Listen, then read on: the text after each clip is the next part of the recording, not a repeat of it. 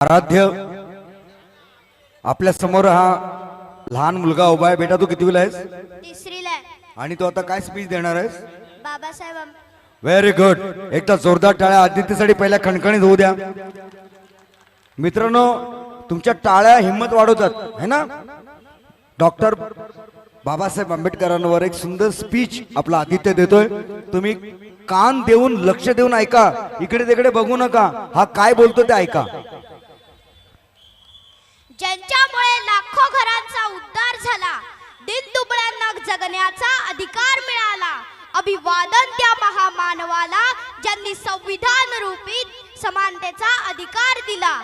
मित्रांनो, आज 14 एप्रिल म्हणजेच विश्वरत्न, भारतरत्न, महान इतिहासकार, संविधान निर्माता, युगपुरुष, महामानव डॉक्टर बाबासाहेब आंबेडकर यांना जयंती निमित्त माझे कोटी कोटी प्रणाम.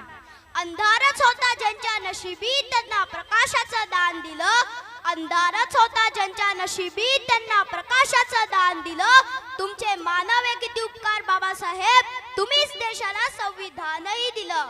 तुमचे मानावे किती उपकार बाबासाहेब, तुम्हीच देशाला संविधानही दिलं.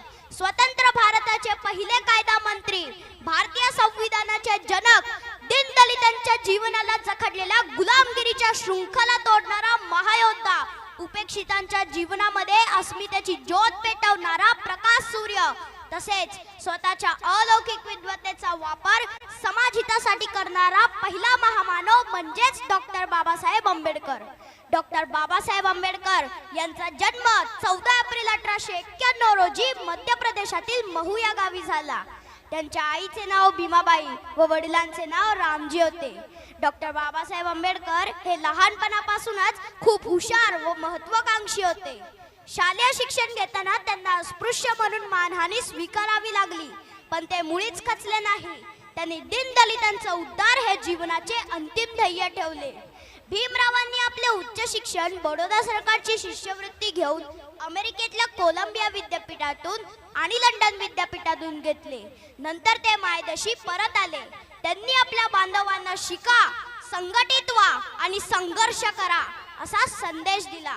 त्यांनी दीनदलितांच्या न्याय व हक्कासाठी अनेक आंदोलने व सत्याग्रह केले.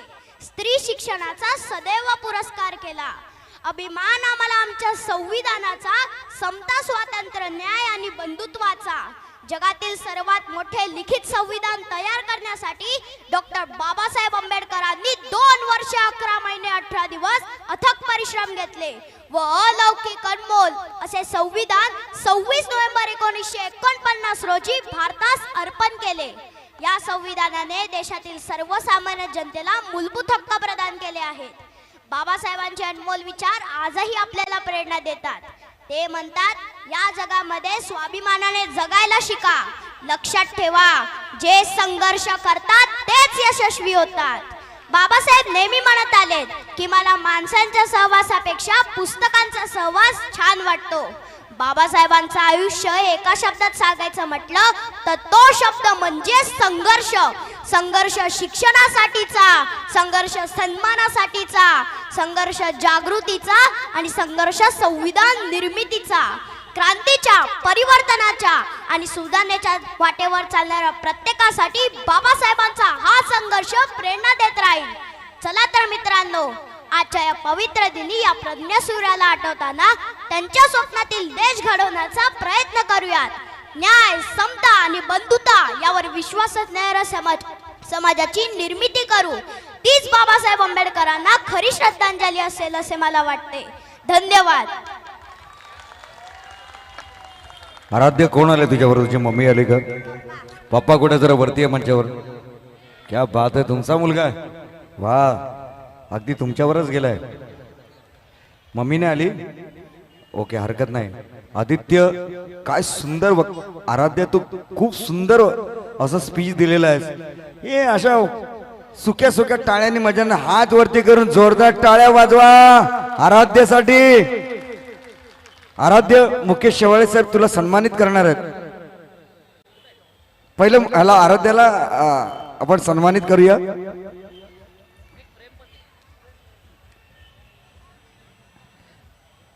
जय भीम. आदित्य बेटा तो खूप मोठा होशील, बाबासाहेब आंबेडकरांसारखं खूप अभ्यास कर, मोठा हो, काहीतरी बनवून दाखव, IAS ऑफिसर बन, कलेक्टर बन. ऍडव्होकेट प्रशांत कर्ले साहेब आपला मुलगा आहे आणि वकिलाचा मुलगा शोभतो बरं का. फाडफाड बोलतो, न चुकता बोलतो, न डगमगता बोलतो. इतकं सुंदर त्यांनी स्पीच केलेलं आहे आणि मुकेश शेवाळे यांच्या वतीनं हे सन्मान चिन्ह देऊन आम्ही ऍडव्होकेट साहेबांचा आणि त्यांच्या